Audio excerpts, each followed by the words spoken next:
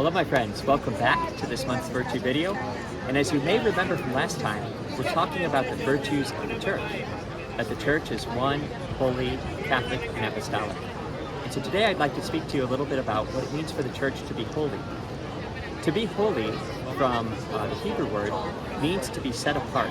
We're set apart from only thinking about the things on this earth, and we think about the things that are in heaven. That our heart belongs in heaven with God. And so the Church is holy in a few different ways. First and foremost, the biggest reason the Church is holy is because Jesus Christ is holy. And everything that we do within the Church, whether it be going to Mass and praying, and taking care of our families, and taking care of those who are poor and are in need of our help, living lives of charity, all of that builds up the holiness of the Church.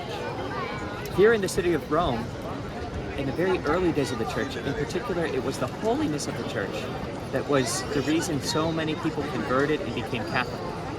Because in the earliest days of Rome, there were a lot of people that were called pagans, and they didn't believe in one God, and they didn't know who Jesus was. And they would live pretty selfish lives. That they would go and they would go to the gladiatorial games and watch people kill each other even. It was terrible and kind of disgusting. But then the Christians came along, and it was the Christians who would go and they would find children who were abandoned, the orphans, and they would take them in.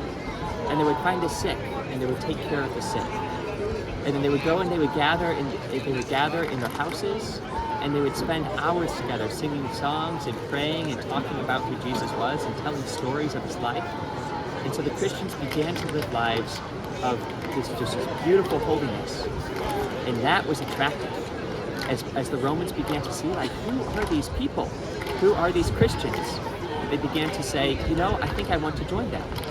And as people follow closely in the footsteps of Jesus, and they live lives of holiness, other people will want to join as well.